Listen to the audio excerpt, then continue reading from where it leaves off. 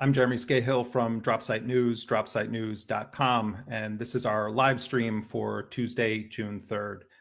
The Gaza genocide has now surpassed 600 days, and Israel is violently corralling Palestinians like cattle into an ever-shrinking stretch of the Gaza Strip against its western coast. It's now been 3 full months of Israel's blockade of Gaza. No significant quantities of medicine, fuel, or even food have entered Gaza. And as the starvation spreads and thousands of children face acute malnutrition, the fake aid distribution plan that's backed by the United States and Israel is proving to be exactly what we've been warning about: a death trap that exploits the hunger and desperation spreading throughout Gaza. Over the past 8 days, according to local health authorities, more than 100 Palestinians have been killed by Israeli occupation forces as they traveled to locations in southern Gaza, where a U.S. mercenary company is overseeing the distribution of paltry, small boxes of what can only be described as pantry items.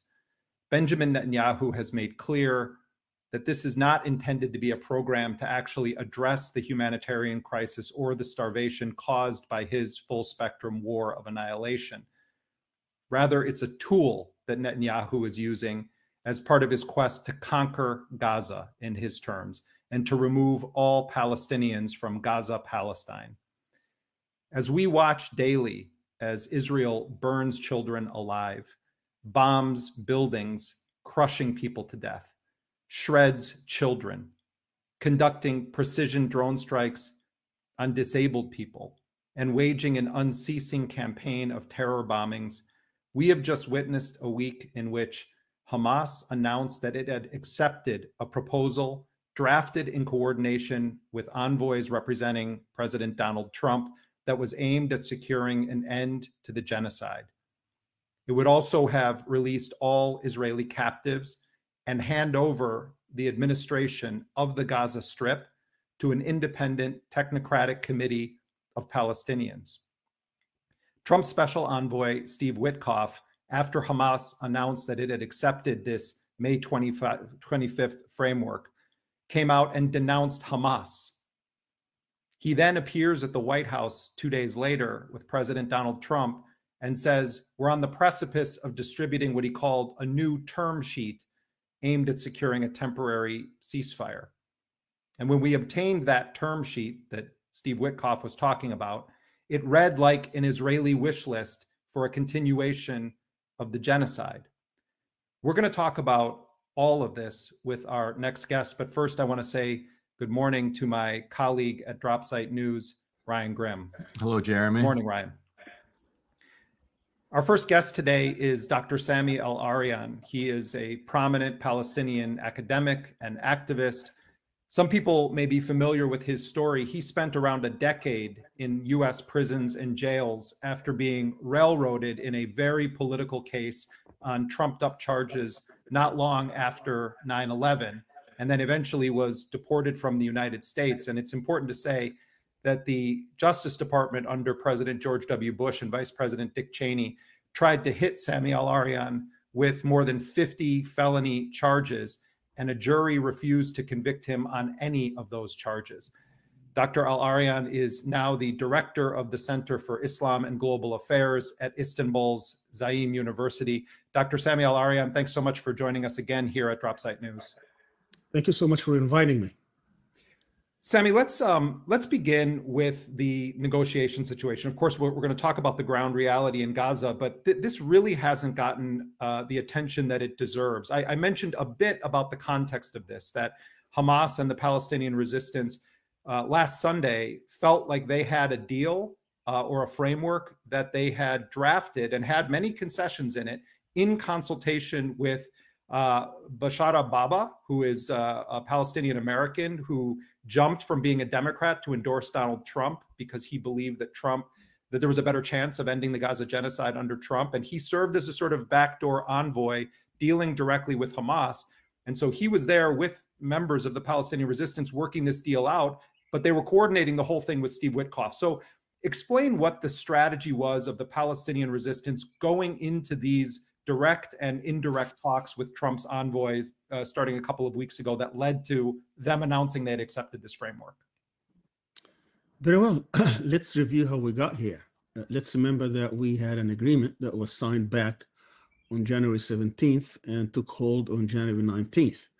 That agreement was pushed by Trump and his envoy at the time, and today, Steve Witkoff.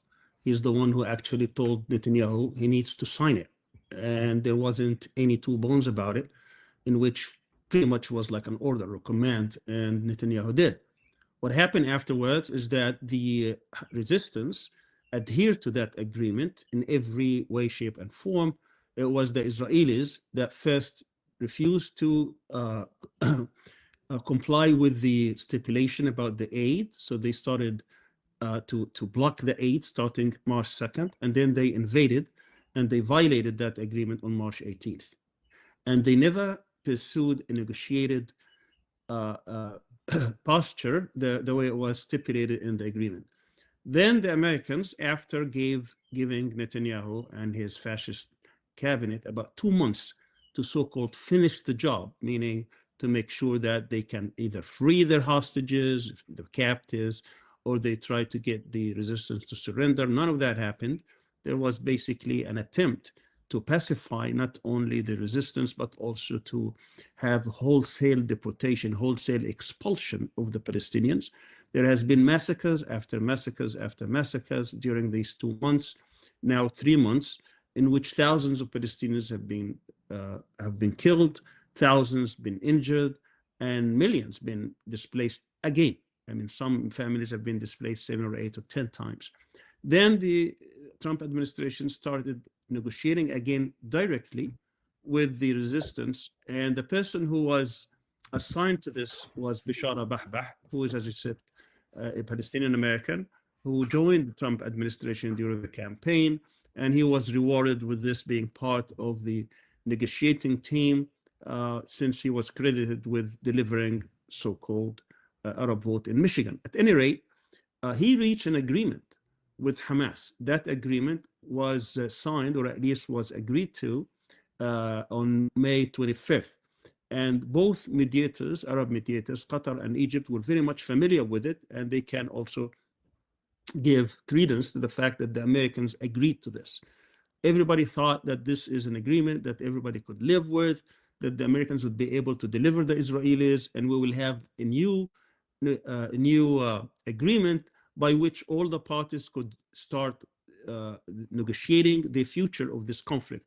Hamas and the other factions, the other resistance, had always red lines in which there will never be any kind of an agreement unless, number one, there will be an understanding that this will terminate this genocidal war, that there will be an end to this war. Number two, that there will be full Israeli withdrawal by the end of this process. Number three, that there would be an exchange of the captives, of the hostages, according to a formula that was negotiated not just this time. Remember, there was back in November 2023, there was a formula because these were civilians. Then there was another formula for women soldiers.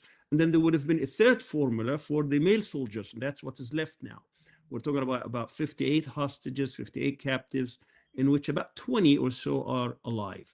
So all these were understood, but it was always the Israeli government that was very reluctant to pursue such a deal, that they always wanted to quote unquote have the resistance surrender and to have what is they called absolute or total victory, which has been elusive because they could never announce that. At any rate, after that, what happened is the Americans went to the Israelis. Ron Dermer was in Washington, in which the Israelis basically objected to every single point. There were 13 points in that agreement. Then Witkoff reneged on this, and this wasn't the first time, and I will talk about it in a second. He reneged on that and came with a different proposal. And he said to Hamas, basically, take it or leave it. You lost the war, speaking like Netanyahu, and therefore you must adhere to it. Otherwise, you will be blamed, and we cannot restrain Netanyahu. That was basically the American position. And basically, he was saying, trust us, we'll try to get you there. But the resistance position is very simple. You did not keep your word. of the January 19th agreement, you actually back Netanyahu, and you know fully well that was Netanyahu that violated the agreement. You have everybody testifying to that, everybody witnessing this, and yet you did not say a word about the Israelis violating the agreement. And then, on the eve of Trump coming to the region, when he visited Saudi Arabia, Qatar, and the United Arab Emirates, his lieutenants, his team came to Hamas and said, if you do a gesture for Trump, if you release this American, the only American captive that was left, who was also an Israeli soldier, he wasn't a civilian, he wasn't a bystander, then Trump will appreciate that very much coming to the region. He will announce that you have been cooperative, you have been serious, you have been a stakeholder in this, a serious stakeholder, and therefore he will push the Israelis not only towards an agreement, but also he will immediately, the second day, will resume aid. None of these promises came true. None. Idan Alexander was released without any price whatsoever. It was a gamble that the Hamas faction took, and it failed to produce any relief for the Palestinians. And now, for the third time in a row, they come and have an agreement with Hamas, and yet they renege on every single point. And then Witkoff has the audacity of coming and saying it was Hamas that is insisting on unreasonable or unrealistic conditions. There are no conditions here. He knew all along that the end result of this is not to strip the resistance from whatever leverage it has in terms of these captives. The end result should be to stop this carnage, this mayhem, this genocide that the Palestinians have been subjected to now for 600 days. They really have no shame whatsoever to play with this, including, of course, now we have, in addition to this genocide, we have a starvation policy. There hasn't been a single truck coming in since March 2nd, and then they come with this fictitious plan in which they were trying to push the Palestinians into very small, narrow land by negotiating some kind of aid, 20, 30 trucks, while the need is about 600 trucks. So this is where we have been now. Hamas tried to come back, trying to marry both proposals, trying to be conciliatory, or at least appear that it has accepted some of these things in its new proposal without giving up its red lines of stopping the war, the withdrawal of Israel, the resumption of aid, and the rehabilitation. So, Sami, in the original agreement between Witkoff and Hamas, there was a provision in it that said that Hamas would give up governance to a technocratic committee that would then oversee governing and reconstruction. In the agreement that Witkoff then cut with the Israelis, that provision was stripped out. When Hamas resubmitted its new conciliatory provision, they reinserted the provision that they would give up governance and authority over reconstruction to this technocratic committee. So what is happening here? Why is this a provision that Hamas is insisting on and that Israel continues to strip out? Excellent observation. What's happening here is that Israel has always said, we don't want Hamas to rule Gaza. We don't want October 7th surprise to come again. And there is a lot of talk since day one about the so-called day after. So Hamas came with this and said, okay, what is it that you want? We want you to be out of Gaza. You can't rule Gaza. So through the Egyptian mediation and months of negotiations, they came up with the idea, the Egyptians came up with the idea, which Hamas and the other resistance groups accepted, that Hamas will even though they are the elected party, they will move away from ruling Gaza, and that there will be a commission or a committee, which would be independent, technocratic, that will be given the task of taking care of Gaza in terms of ruling it and dispensing of all the affairs of Gaza. And the Israelis all along rejected that, because their idea is not to have any Palestinian in charge of Gaza. What they want, basically, two things. One is to reoccupy Gaza, take the land, or in the words of Trump, to make it Riviera of the Middle East. He's trying to look at this as a real state opportunity, where the Israelis want to bring back settlements in order to please their settler supporters, But also, more importantly for them, they found this to be an opportunity to solve their problem. And what is their problem? It's the demographic problem. Israel, after Oslo, had to choose 2 out of 3 things in order to look at what would be the future of this region. They want it to be called a Jewish state. In other words, having Jewish majority. They want to call themselves a democratic state. And of course, what they mean by that is a Jewish democratic state, not democratic state for all the citizens. And the land. If they choose to be democratic and Jewish, that would have been the 2-state solution. 78% of historical Palestine is Israel and 22% the Palestinians. They didn't want to do that. So they always rejected that.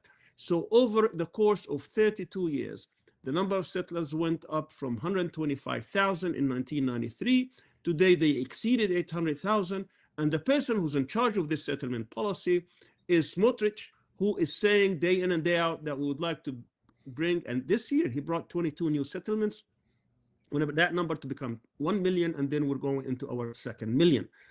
If they had chosen to be democratic and keep all the land, that's a 1-state solution that no Zionist party is accepting, because that would defeat the whole Zionist idea. So what they chose is the 3 things. They wanted to be called Jewish, they cannot be called democratic, and they want to keep the whole land. That meant an apartheid regime, which brought a problem for them, because the whole world cannot accept this over the long term. And indeed, even someone like President Carter, back in 2007, he wrote a book called Peace, Not Apartheid. Even John Kerry, in his waning days in December 2016, upon the election of Trump, he said he had an address in which he says we're going into an apartheid. The whole world was calling apartheid. The Israelis didn't know how to deal with this. October 7th came, and now they think that there is a 4th way, which is genocide, which is expulsion, mass expulsion. They can solve this demographic problem. And therefore, they don't want any Palestinian to be in charge of Gaza. What they want is to expel as many Palestinians from Gaza. And if they can do that, then their next step is to expel as many Palestinians from the West Bank, thinking that they can get rid of their demographic problem. Now they can have the land, they can be called Jewish, they can be called democratic, and damn the Palestinians and damn the whole world. Sami, one of the Hamas officials that speaks publicly for the group had an interview earlier this week on Al Jazeera Mubashar, Mahmoud Mardawi, and he was saying basically that Hamas really believed last Sunday that the framework that they were signing was genuinely approved by Steve Witkoff. And in fact, in my discussions with Hamas officials, you have one level on which everyone knows that the Israelis are pushing the agenda here, that this isn't assumed. No one is running around thinking that there's any kind of independent brokering going on. But I got the sense, and I think you have this sense too, that they felt like Witkoff was going to now take this. They might not get every single thing that they discussed, but that the Americans felt that Hamas's position was an acceptable position to negotiate. And then they go to the Israeli side, and what happens is not that Israel objects to some of the terms, but Israel then puts through, once again, its own maximalist demands about everything. And Netanyahu publicly says that they're going to resume the genocide, that they're going to resume the war, and that this is just a ploy to get as many captives released from Gaza as possible in as short of a time frame as possible so that they can move on with the war of annihilation. I want to get your sense of what game you think the Trump administration is playing here, because on the one hand, there are indications that Trump feels like this should wrap up. He did give Netanyahu 2 months to just completely try to wage his war of extermination and annihilation. But then you have Witkoff sort of morphing into Antony Blinken now, where he is actively serving as an agent of the Israeli agenda rather than even pretending to be an independent broker. He's just constantly denouncing Hamas, and there's nothing critical stated about Israel and the fact that it blew up the original deal that Witkoff himself presided over. So, Sami, what's your assessment of what's going on here with the Trump administration and its conduct here? True that the Americans are speaking from both sides of the mouth, And it's not just on Gaza, but on Ukraine and other issues. The problem here, of course, is that someone like Witkoff will negotiate in secret through his lieutenants, through Bashar al-Bahbah, through Adam Boulder. And then they will say and promise certain things. They go to the Israelis, and then the Israelis' way of thinking, the Israeli position prevails. And this has been basically what's been happening all along. So the question now is, is Hamas being deceived by the Trump administration, being led in one way, and then they come back and says that they have changed and therefore they can blame Hamas? Or is it that they are so incompetent in which the Zionists will always have the upper hand, and that they cannot actually, I wouldn't say dictate, but they can't have any kind of leverage, even though with one phone call, Trump could call Netanyahu and tells him, listen, if you do not go along with this is what I want. I want to stop this war. I want to stop this bloodshed. I want to stop these massacres. I want to stop this genocide. And you need also to get the captives out. The only way to do that is by stopping the war. And if you don't do it, there will be no more American largesse. There will be no more American weapons. There will be no more American protection in the Security Council or other places. There will be a warrant for your arrest, and we're not going to stand and pressure other governments not to do this. He can give it. He has all kinds of cards, but he's not playing them. Now, experts would tell you that when it comes to non-state actors like Hamas and Hezbollah, the United States gives Israel pretty much what it wants, free hand. But when it comes to state actors like Iran, it puts restraints, because that means that American interest could be impacted in a very, very severe, in a very drastic way. And that's why they will never allow them to attack Iran, for example. And that the United States knows that if Israel attacks Iran, there will be consequences in which maybe the whole world economy could be impacted and collapse. And therefore, the question now is, will the US government, will the Trump administration be fed up with Netanyahu and try to pressure him to the point that the same they did back in January in order to end this war, or will they let him drag it along? Now, let's remember that there are not too much time for Trump. He has a very ambitious agenda. He knows that most likely in the midterm elections in 2026, he would lose the House, in which case his agenda will also be curtailed, and there will be some problems. And he needs to get as much done as possible. And that means this time that he gave Netanyahu now 3 months to pacify, to end, to eradicate, whatever term they use for the resistance, is not working.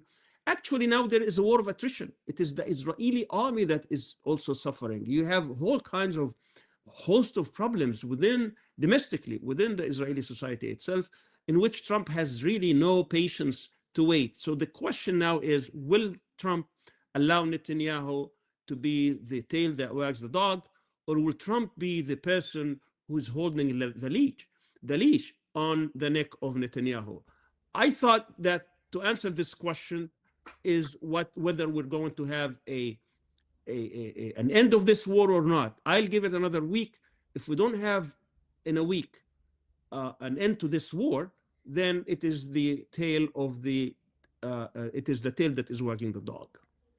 The Iran talks are, I think, playing an interesting kind of interplaying role here, and Witkoff is overseeing both of them, which I've heard from American sources is presenting its own logistical problem. That Witkoff, just as a matter of just physical material fact, doesn't have the amount of time to focus in on everything that he's doing, which also includes Ukraine. And so the same day that he is sending a proposal to the Iranians, a full proposal, he's also getting a rejection and dealing with the Israelis on the proposal that he had, crafted earlier. And it has led to an enormous amount of confusion, because Witkoff has said publicly, as Marco Rubio has said, that there can be zero enrichment in any final deal. Witkoff has also said there can be civilian nuclear enrichment. According to Axios, Barak Ravid had a story, I believe it was yesterday, time kind of blends together, citing two sources with direct knowledge of the proposal, saying that the Witkoff offer to the Iranians included allowing some type of civilian nuclear program, and it might be in consortium with the Gulf states, but it would allow civilian enrichment on Iranian soil. Donald Trump, 5 hours later, after enormous fury erupts from Tel Aviv, goes on to his social media outlet, Truth Social, and says there will be zero enrichment, which of course then is a red line for Iran. So what can we understand about what the actual offer is from the U.S. to the Iranians? Right. Yeah, I mean, it's incredible that you have one person who's acting like the effective Secretary of State. That's Steve Witkoff, someone who's never been confirmed by anybody, has never been accountable to anybody except to Trump. I think that's the first probably in America's history when it comes to one person, one envoy having all these very crucial files. You have the Gaza file, the Iran file, and the Ukraine file. Leaving that aside, my information, which is confirmed through what has been reported by officials in Iran, is that indeed the letter that was sent by the Americans does concede, and this is very much confirmed, concedes the right of Iran to enrich uranium. So that point's already been conceded by the United States, which opened the possibility of reaching an agreement. The second point, they wanted to freeze that enrichment. The Americans wanted to freeze that enrichment and offered that there could be a regional hub by which there could be enrichment activities in which Iran can participate. Now, the details are not very clear, but the Iranians are very much encouraged by the fact that the Americans have already conceded the point that Iran was not willing to walk away. It was willing to walk away if that was never conceded. So the fact that the Americans have already conceded this point, that opens the possibility of an agreement. The Americans offered the 3.67%. I think whether it's 3.67% or more or less, obviously it's going to be less than 20% depending on the application. It's something probably that is subject to negotiations. But the Americans never talked about the ballistic program, the rocket program, or the support of other non-state actors, particularly when it comes to Israel-Palestine. So having the fact that the Americans are not tying or linking these subjects, and that the Americans conceded the point, the possibility of reaching an agreement now is much, much higher than it was a week or 10 days ago or even a month ago. Will the Israelis accept this? Will they sabotage? They will definitely do everything in their power to sabotage this. But again, because this is a state actor and the implications of any military strike on Iran is going to be catastrophic, not only against US interests, but globally it will be felt. I think the Americans will be very, very careful not to allow the Israelis to sabotage it. The details about how a regional hub would take place, we can see, for example, that yesterday the Iranian foreign minister was in Egypt. This is a first. I mean, the last time an Iranian foreign minister was in Egypt was decades ago. So that tells you that there's something going on. The fact that Egypt now is part of the equation. Let's remember back in 2005, when the NPT was being ratified, the last country to ratify it was Egypt. Egypt has always been concerned about the Israeli nuclear program because it could be the first country that could be impacted. And at the time, they signed with the pressure of the Bush administration, George W. Bush administration, on the promise that Bush promised at the time that the Israeli nuclear program will always be on the table and it will also be dealt with, that either there will be an attempt to bring Israel to the NPT, which is absolute lie, or there will be peace in the region where there is no need to worry about. But of course, both were just bold-faced lies. So at any rate, so there is something going on in the region. Saudi Arabia wants to be part of that consortium. So if you have Saudi Arabia, Egypt, and Iran, I'm sure that the Israeli will not be happy with this. So there is a lot going on, and it seems like the Trump administration is toying with many ideas. And let's remember that before Trump came to the region, he had his differences with Netanyahu. It wasn't to the point of strategic differences. These were tactical ones. Nevertheless, he angered him when he surprised him with the direct negotiation or indirect negotiations with Iran. He surprised him with his stand on Syria, in which he said, "You go and have negotiations with Turkey. I'm not standing with you on that." And then he met with the president of Syria. So he's doing a lot of stuff that he hasn't consulted with Netanyahu, something that the Israelis are not used to. Actually, Jeremy, we can go ahead if you have one follow-up. Yeah. One thing, and then you can ask. Just curious how the Iranian negotiators respond to the incoherence from the Americans, from Trump, from Witkoff, from the various stories that are putting out publicly. But Jeremy, go ahead if you have one too, because I know we got to get to Ayad. No, it's okay. Go ahead, Sammy. I'll answer that, and then I'll follow up. Is very, very complex. Unfortunately, people in the West do not understand that. They think it's in the hands of the supreme leader, and no, that's not how it's done. There are at least 4 different groups or 4 different stakeholders. So Iran's decision making is done very, very carefully and very methodically. They do have their red lines. The only thing they get from the supreme leader is what the red lines are. And the red line was very simple. You cannot abdicate the right, or you cannot give up the right of Iran to enrich uranium. Now, the details, they can work it out. That has already been conceded by the United States. Right. Now, the 4, and I'm very quickly, I know you're probably in a hurry, the 4 are, first of all, you have the foreign ministry. They have to weigh in. There is another group which is made of experts. These are the people who have been part of this negotiating process since the early 2000s. These are very, very seasoned diplomats and seasoned experts on the issue of nuclear power and nuclear energy and nuclear weaponry. And they have their own group in which they have to weigh in the decision. Then you have the National Security Council led by the president himself. And there are 2, I mean, this is made about 30 plus people, and 2 of them are representing the supreme leader. And then you have the actual negotiators who are also weighing in when it comes to the national security issues. So all these will have to, I'm talking about institutions now, I'm not talking about individuals. There are institutions in the country that will have to weigh in because they are impacted by these decisions. The main issue right now, I do not think it's the nuclear issue. I think the main issue of contention for the Iranians is how we're going to handle the sanctions. They want this to be at the same time, concurrently, while they are negotiating the nuclear limits and the nuclear technical stuff. The Americans don't want to give up any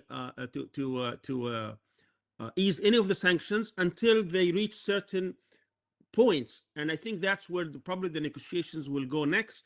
The Iranians want to see some relief concurrently with their nuclear limitations, and whether the Americans will agree to that or not, we will know in the next round or 2. Sammy, we only have like 2 minutes left, but clearly over the past year in particular, but over this period of the genocide, Netanyahu has gone on an arson campaign across the region. There was the back and forth with Iran. There is the ongoing situation with Ansar Allah, with their very effective maritime blockade. Ansar Allah made a ceasefire agreement. I really think that Ansar Allah forced the Trump administration basically into that ceasefire agreement because they just couldn't destroy their military capabilities that are largely hidden within vast mountain ranges in Yemen. And the Ansar Allah actually got a deal where they didn't stop bombing Tel Aviv, and they didn't end their maritime blockade. It's an extraordinary story that I think has not really been put in a proper context on a tactical level. But you also had this direct meeting with Abu Muhammad al-Jolani, who now known as al-Shara, the interim so-called president of Syria. And Trump basically said to him when there was it's almost like a quid pro quo that the United States is going to lift these sanctions. But then Trump, in the brief meeting they had, says, you know, you need to get on board with the Abraham Accords and normalize relations with Israel. Trump then said on Air Force One as he was leaving that meeting, you know, he thinks it's going to eventually happen.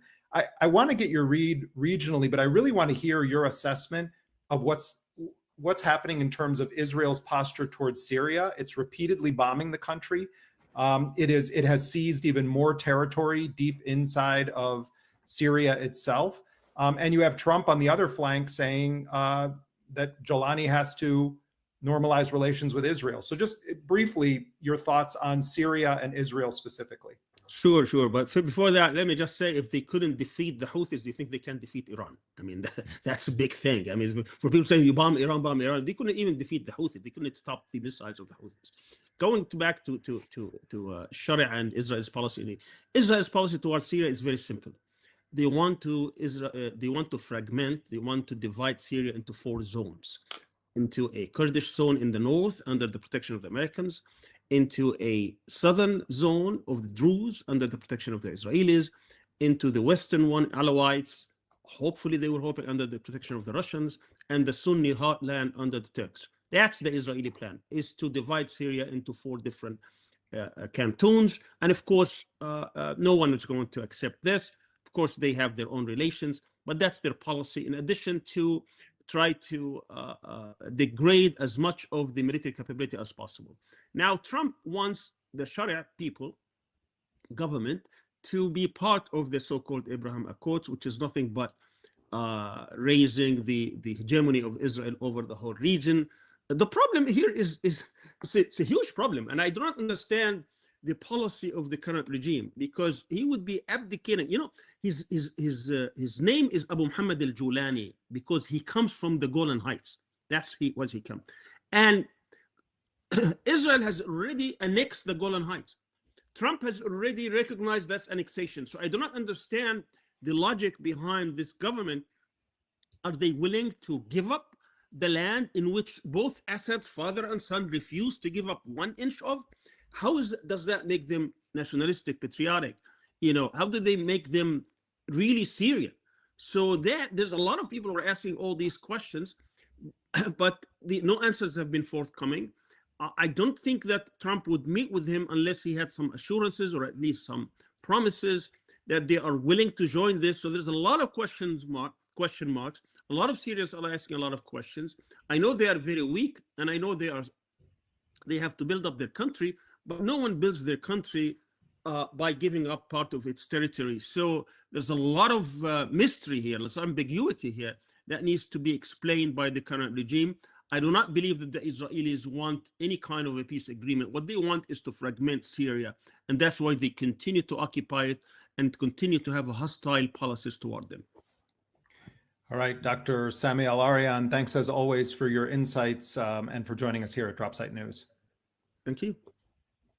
Also recommend people follow Sami on X, formerly known as Twitter. He often is ahead of the curve on developments happening in the negotiations and politically within Palestine. And we are actually going to go to Palestine right now, to Gaza, to join Iyad Amawi. He is a coordinator with the Gaza Relief Committee. He coordinates and helps to coordinate NGOs that are operating in the Gaza Strip. He recently published a really powerful op-ed piece in The Guardian titled, "I've seen the reality of the new Israel-backed aid," in quotes, for Gaza. It's nothing more than a deadly PR stunt. Iyad is a tireless advocate for the civilian population of Gaza, and we're also really honored that we're in regular touch with him and he's keeping us updated all the time.